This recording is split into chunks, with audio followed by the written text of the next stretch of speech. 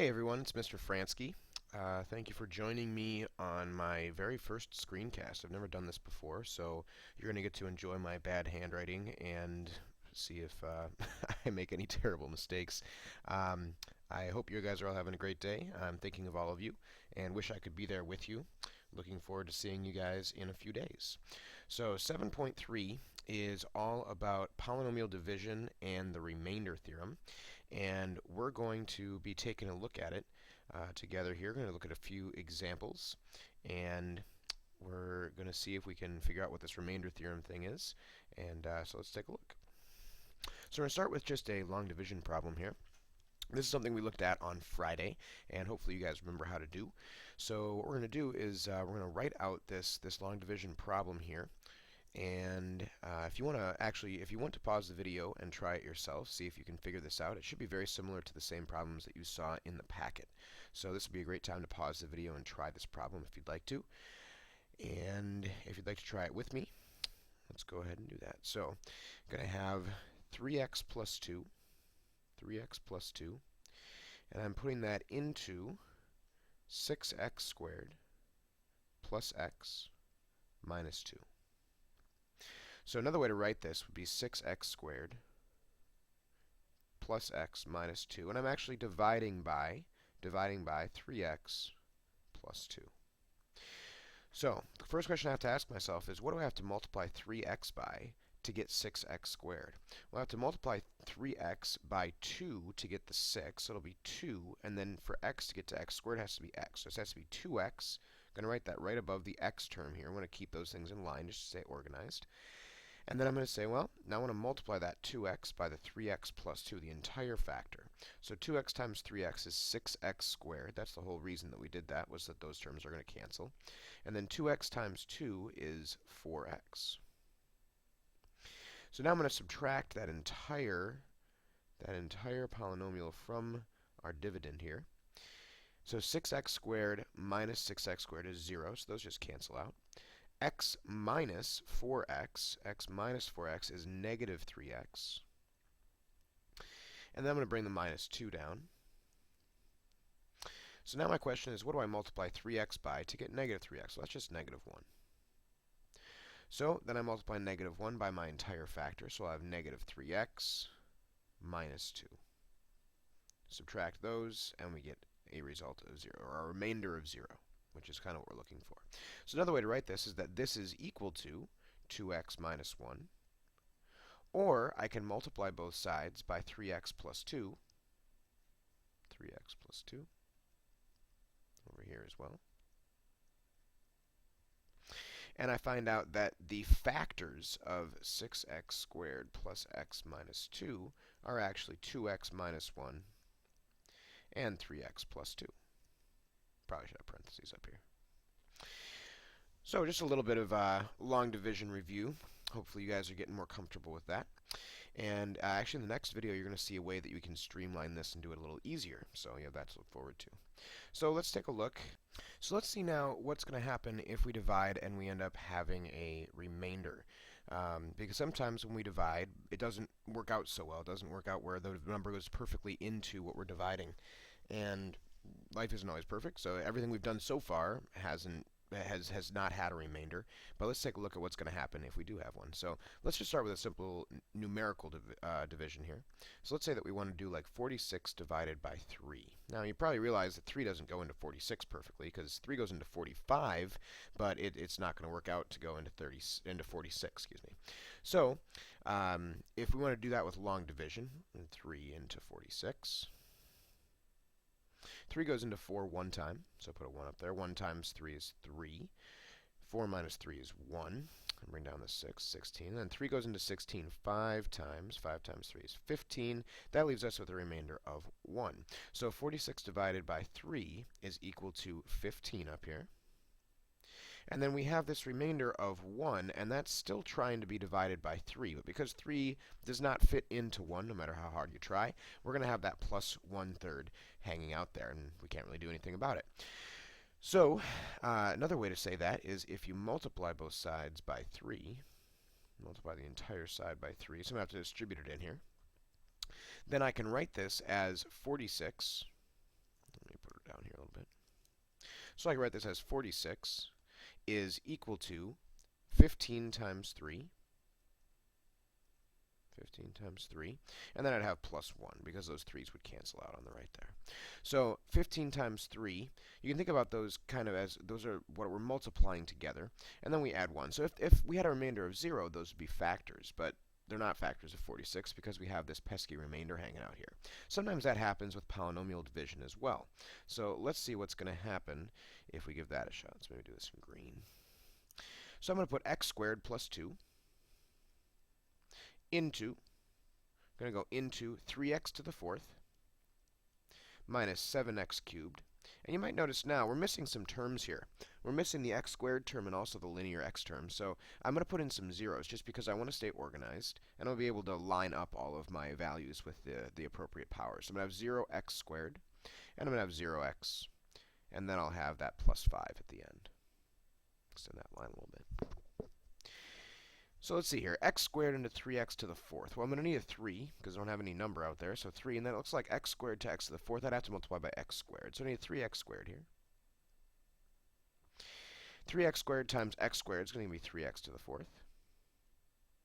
3x squared times 2 is going to be 6x squared. So it's a good thing I have that 0x squared there because I want to make sure I stay lined up here. Now I'm going to subtract that entire polynomial from the top one. The 3x to the 4ths go away. Wonderful. Then 0 minus 6x squared is going to be a negative 6x squared. And then this negative 7x cubed has to come along for the ride. Because I'm not subtracting any x cubes, but it's just going to come down because I'm subtracting 0. And then I'll still have that 0x. And I'll still have that 5. So now I have to say, okay, what do I multiply x squared by to get 7x cubed? Negative 7x cubed, excuse me. Well, that's going to be a negative 7x. So once again, I have that 0x there. Good thing, so I can line it up. So negative 7x times x squared is negative 7x cubed. Good, that lines up like that. Negative 7x times 2 is going to be a negative 14x. So I'll subtract this from our polynomial right now that we have. These 7x cubes go away. Negative 6x squared is going to come along for the ride because I don't have anything to subtract from down there. And then 0 minus a negative 14x is going to be a positive 14x because we're subtracting a negative. Remember, we're always subtracting in our long division here. And then that positive 5 is still coming along. So now to get from x squared to negative 6x squared, I need a negative 6 here. So negative 6x squared. Negative 6x squared. Negative 6 times 2 is negative 12. So I'll have a negative 12 here. So if I subtract that, the negative 6x squareds go away. We have a 14x, and then 5 minus negative 12 is a positive 17. So now I can't get x squared into 14x. It's kind of like over here. I have this 3, and I can't squeeze it into that 1. I can't get x squared to go into 14x, no matter how hard I try. I can't have a polynomial that would get x squared to multiply to be 14x. So this is what's called my remainder. This guy down here is my remainder. Sometimes you'll hear it called r of x because it's a function of x, but it's a remainder, so we use the letter r.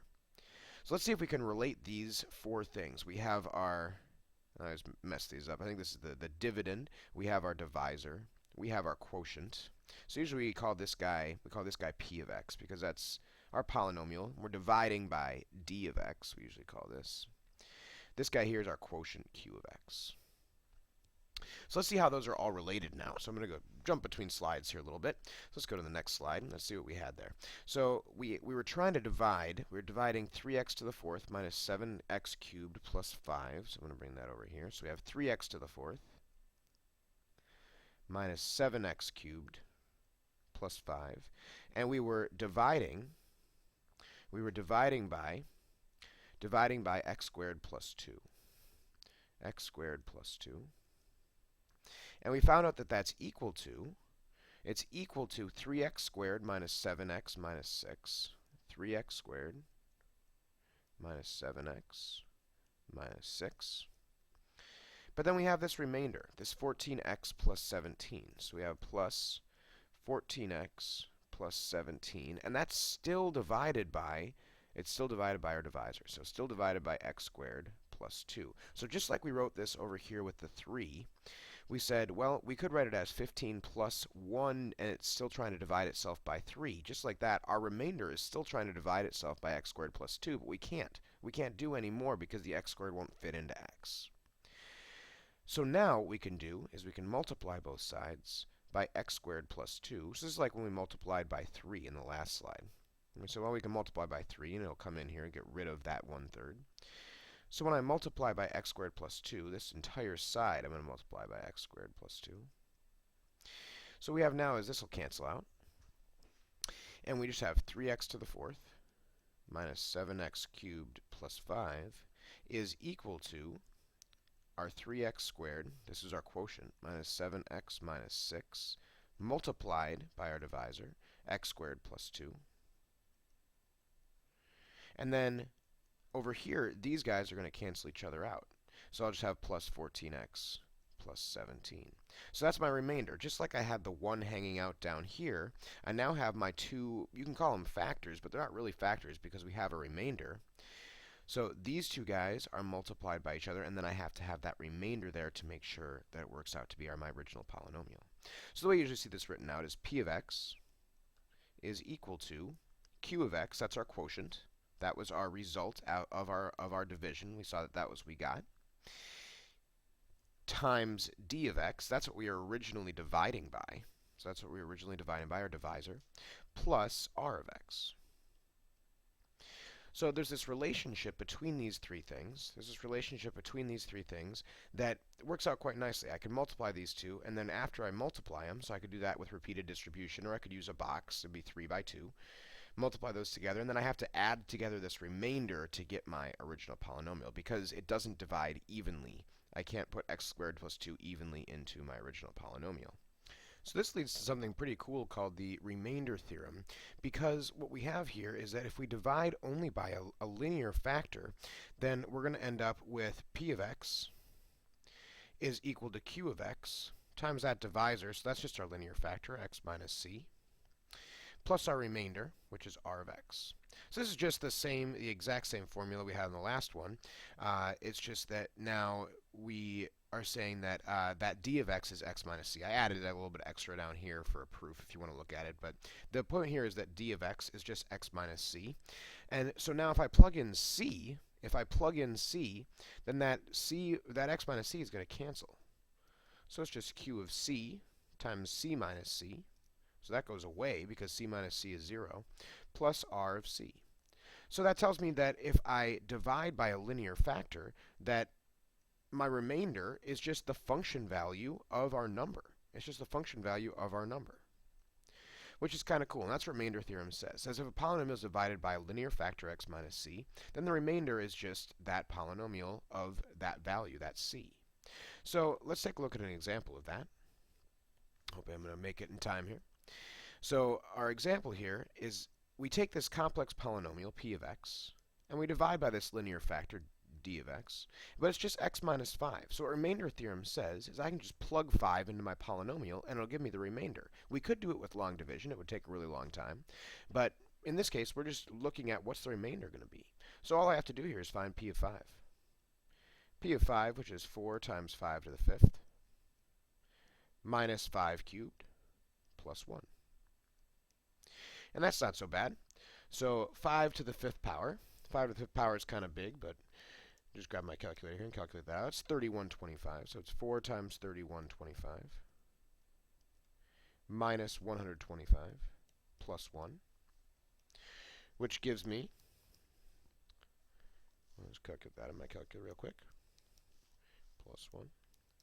I get 12,376. So you can see this is a lot faster way than doing it with long division because I would have to do quite a few calculations to be able to get to that 12,376. So at this point, what you can do, if you haven't finished worksheet 7.3a and b yet, you're going to want to take a look at those. And also the lesson master on 7.3, 9 through 12. Those are all about remainder theorem. So take a look at those, and you're just going to be plugging some numbers in. Those solutions are on Moodle. And after you've done these worksheet problems, you're going to take a look at the synthetic division video that I've made as well. Look forward to seeing you there.